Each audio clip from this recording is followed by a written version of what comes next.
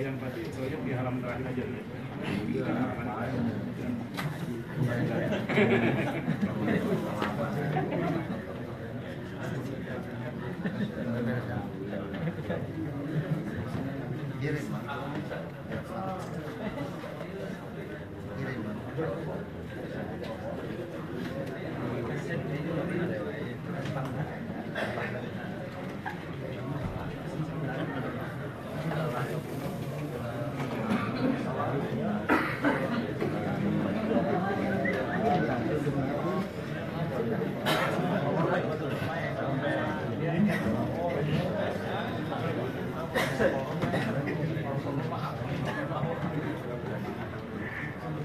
Budi.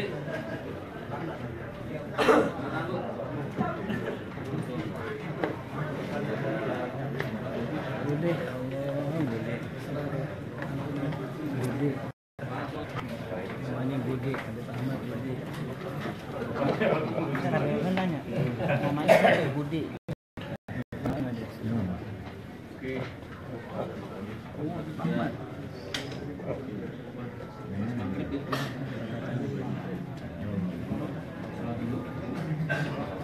Soalnya di sana di kedai.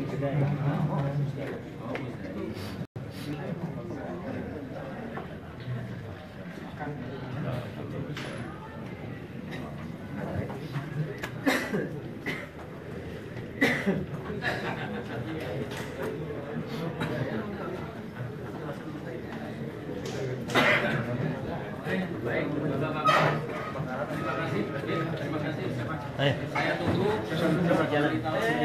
jalan ya, kasih jalannya. Ya.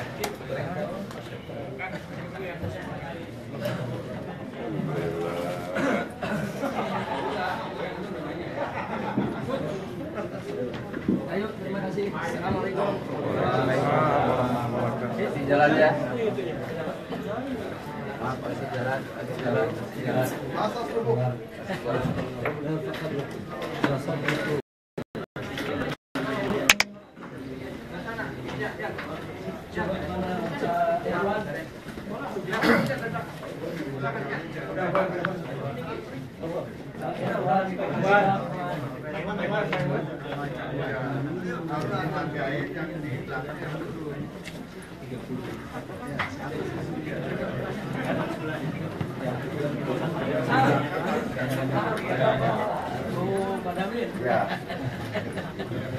Ayo, mari. Ahlan wa sahlan, coba dikasih. Allahu Akbar. Allahu Akbar. Allahu Akbar. Ini Allahu Akbar. Apa yang mau ditanya? Baik. Pertanyaan materinya apa aja, Habib? Jadi hari ini saya menjawab 36 pertanyaan. Dan semua pertanyaan menyangkut soal tesis saya tentang atau yang berjudul pengaruh Pancasila terhadap penerapan syariat Islam di Indonesia. Jadi yang ditanyakan pertanyaan yaitu tentang sejarah Pancasila itu sendiri, bagaimana Pancasila itu lahir dari mulai usulan Bung Karno pada tanggal 1 Juni, bahkan sebelum itu bagaimana kata Pancasila ada dalam buku Sutasoma karangan Empu Tantular. Kemudian lalu bagaimana Pak Karno pada pidatonya di sidang pertama BPUPKI pada tanggal 1 Juni 1945 mengusulkan 5 dasar negara dengan nama Pancasila. Yang kemudian usulan Bung Karno tersebut digodok yaitu dalam Panitia 9 yang akhirnya nama Pancasila usulan Bung Karno diterima, akan tetapi isi redaksi dan sistematika susunan isi kandungan Pancasila yang diusulkan oleh Bung Karno itu dirombak total. Di mana Bung Karno mengusulkan sila ketuhanan ada di sila kelima yang terakhir. Nah, sementara para ulama dari NU maupun Muhammadiyah dan Sarekat Islam yang ikut dalam Panitia 9 yang dibentuk oleh BPUPKI menolak kalau sila ketuhanan diletakkan pada sila yang terakhir. Akhirnya sila ketuhanan naik menjadi sila yang pertama dengan tambahan ketuhanan dengan kewajiban menjalankan syariat Islam bagi pemeluk-pemeluknya. Itu yang kita kenal dengan Pancasila Piagam Jakarta 22 Juni 1945. Yang kemudian pada tanggal 18 Agustus 1945 melalui sidang PPKI akhirnya Pancasila Piagam di Jakarta tersebut diterima, akan tetapi ada perubahan redaksi pada sila pertama. Yang semula berbunyi ketuhanan dengan kewajiban menjalankan syariat Islam bagi pemeluk-pemeluknya menjadi ketuhanan yang Maha Esa. Nah, bagi saya itu perubahan sama sekali tidak merugikan umat Islam, karena dari ketuhanan yang diikat dengan syariat menjadi ketuhanan yang diikat dengan tauhid. Nah, jadi intinya sebetulnya sama saja, bahwa ketuhanan yang Maha Esa artinya bahwa bangsa ini harus selalu menjunjung tinggi hukum Tuhan yang Maha Esa. Nah, kemudian jangan lupa bahwa pada saat Indonesia menjadi RIS karena tekanan Belanda, Republik Indonesia Serikat pada tahun 1949, Pancasila pernah diobok-obok, dirombak total oleh Belanda. Sehingga Pancasila 18 Agustus 1945 tidak berlaku lagi. Begitu juga pada saat RIS berubah menjadi NKRI atas usulan integral Pak Nasir ketika itu, akhirnya ada konstitusi Undang-Undang Dasar sementara tahun 1950 masih menggunakan Pancasila produk RIS. Nah, baru pada akhirnya melalui dekret Presiden 5 Juli tahun 1959 Bung Karno mengembalikan, yaitu Pancasila Undang-Undang Dasar 18 Agustus 1945 sebagai dasar negara dengan ketentuan dijiwai oleh Piagam Jakarta 22 Juni 1945 dan itu masih berlaku sampai hari ini. Nah, itu bagian diantara yang saya ditanya soal sejarah Pancasila itu sendiri. Nah, jadi saya tekankan di situ bahwa apa yang disampaikan oleh Bung Karno pada tanggal 1 Juni 1945 baru berupa usulan, belum menjadi dasar negara. Karena belum disahkan oleh BPUPKI dan tidak juga disahkan oleh PPKI. Nah, jadi kalau ditanya Pancasila yang berlaku hari ini adalah Pancasila Dekret Presiden 5 Juli 1959 yang mengembalikan Pancasila Undang-Undang Dasar 18 Agustus 1945 sebagai dasar negara. Nah, itu yang ditanyakan. Selain itu juga ditanyakan tentang hubungan Pancasila dengan penerapan syariat Islam di Indonesia. Saya sampaikan sekali lagi di sini bahwa Pancasila tidak pernah melarang penerapan syariat Islam di Indonesia sama dilakukan melalui koridor konstitusional. Nah, bahkan saya buktikan tadi depan penyidik berapa banyak produk perundang-undangan, baik di bidang keagamaan maupun di bidang ekonomi, di bidang perbankan, di bidang pendidikan, di bidang kesehatan, bahkan juga di bidang pidana, seperti yang terkait masalah korupsi dan lain sebagainya. Produk undang-undang yang dikeluarkan oleh negara ini ternyata sejalan dengan aturan syariat Islam. Maka itu tadi saya sampaikan juga kepada penyidik bahwa perlu kita melakukan klasifikasi, bahwa syariat Islam yang diterapkan di Indonesia ini kita bagi menjadi 4 klasifikasi. 1, yang berkaitan dengan hukum perorangan, seperti sholat, puasa, zakat, haji, korban, dan lain sebagainya. Itu sudah berlaku dan sudah berjalan di Indonesia sejak dulu sampai hari ini. Jadi tidak benar kalau ada yang mengatakan negara Pancasila tidak boleh memberlakukan hukum agama. Itu tidak benar. Ternyata di negara Republik Indonesia yang berdasarkan Pancasila, hukum Islam sudah berjalan sejak lama. Itu yang pertama, yang berkaitan dengan perorangan. Yang berkaitan dengan perorangan. Yang kedua, yang berkaitan dengan rumah tangga, seperti hukum perkawinan, hukum perceraian, hukum yaitu hak asuh anak, hak dan kewajiban suami istri, sampai kepada hukum waris. Ternyata di Republik Indonesia ini itu hukum-hukum Islam yang berkaitan dengan keluarga bukan hanya tidak dilarang, bahkan diizinkan, dilegalkan, dan disediakan perangkat daripada hukumnya. Ada pengadilan agama, ada kompilasi hukum Islam, dan ini legal formal diakui oleh negara.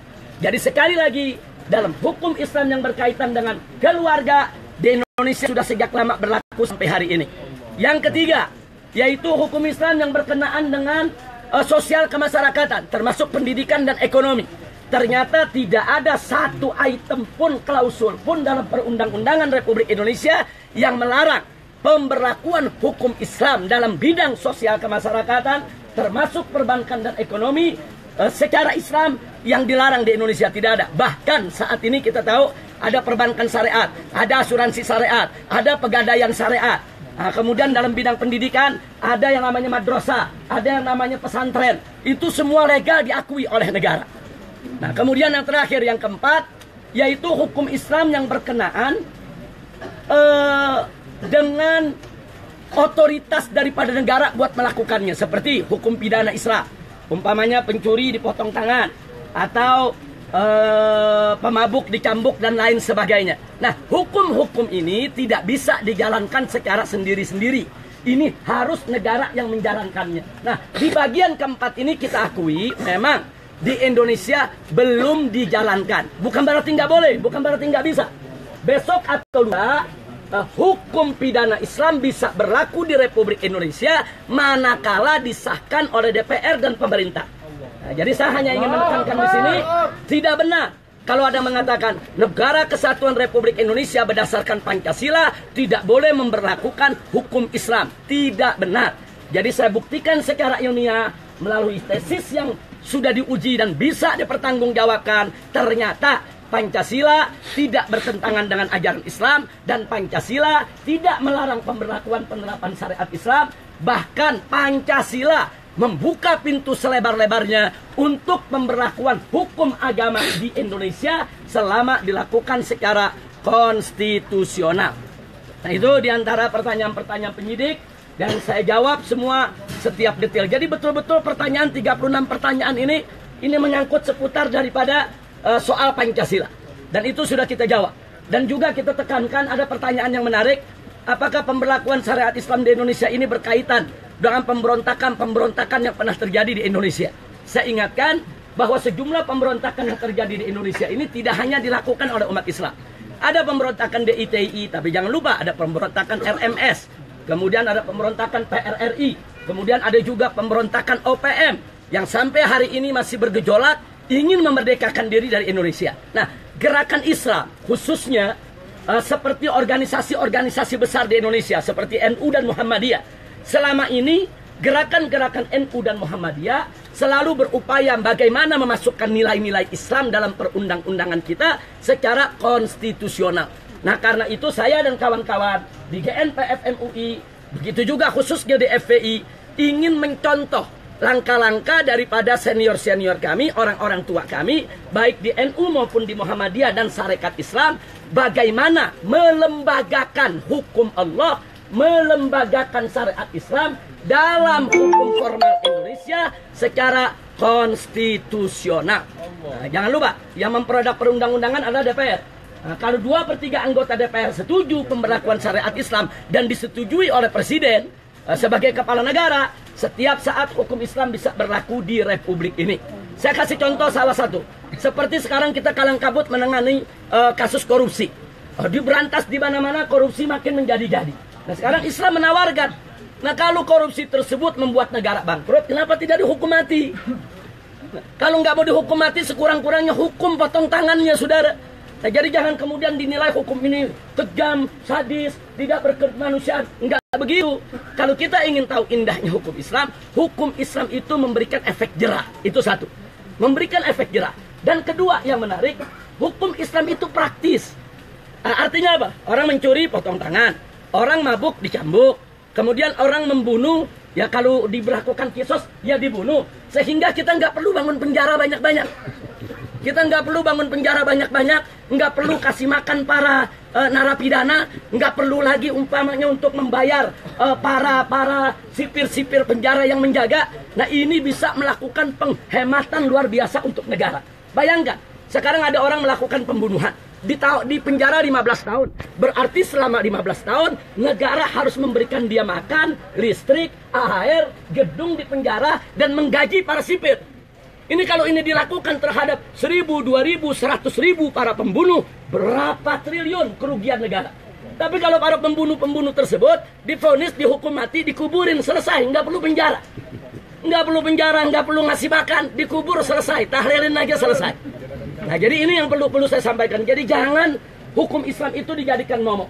Dan jangan juga curiga kepada gerakan Islam akan berupaya menerapkan hukum Islam melalui cara-cara inkonstitusional. Tidak, kami tidak pernah berpikir dengan cara-cara yang inkonstitusional. Kami selalu berpikir dengan cara yang konstitusional. Nah, itu yang perlu kita sampaikan. Ada pertanyaan? Mengenai masalah pra peradilan itu sendiri, rencana seperti apa? Itu urusan pengacara, nanti didiskusikan oleh mereka. Yang penting hari ini saya sudah memberikan jawaban-jawaban yang diperlukan. Dan ini belum selesai. Nah, ini belum selesai karena kita juga akan mengajukan saksi-saksi ahli. Ahli tata negara, kemudian ahli sejarah, yaitu tentang Pancasila. Dan juga ahli di beberapa bidang lainnya. Kita minta tadi kepada penyidik akan kita bawa saksi-saksi tersebut. Jadi ini belum selesai. Enggak, ini akan kita koordinasikan dulu dengan tim pengacara kita. Jadi masih ada panggilan lagi, Pak? Tanggapan terhadap ya, tentu kalau belum selesai kan kita akan bawa ahli-ahlinya. Tanggapan terhadap video, Habib. Baik, kalau pertanyaan soal video, saya ingatkan, video itu durasinya hanya 2 menit 13 detik. Jadi dengan rekaman video yang diedit sedemikian rupa, dengan durasi 2 menit 13 detik, tidak bisa dipertanggungjawabkan. Dan saya sendiri keberatan kalau video itu dijadikan sebagai barang bukti atau alat bukti, sebab dengan editan ceramah 1 atau 2 jam menjadi 2 menit 13 detik, ini bisa menimbulkan persepsi yang berbahaya. Nah, karena itu kita juga minta tadi kepada penyidik untuk bisa menyajikan, memperlihatkan kepada kami rekaman secara utuh. Karena bahaya sekali kalau kita harus menganalisa atau berpendapat dengan satu ceramah yang durasinya cuma 2 menit 13 detik. Seumur hidup saya tidak pernah ceramah cuma 2 menit. Seumur hidup saya nggak pernah ceramah 2 menit. Kalau 2 jam sering. Dalam video itu, ini di sini aja udah 10 menit. dalam video itu, Sosok yang dalam video itu Habib. Jadi saya pikir pertanyaan-pertanyaan tadi sudah saya jawab di dalam. Nanti penyidik tentunya punya penilaian apa yang akan dilakukan. Dan mudah-mudahan ini tetap berjalan dengan baik. Terima kasih. Allahu Akbar.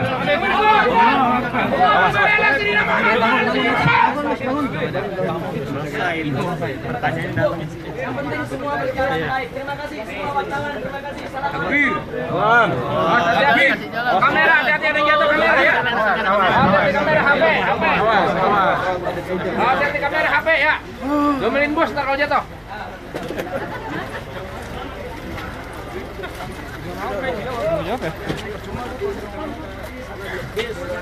Wah, Mas. Udah. Mobilnya belakang. Siapa di sini?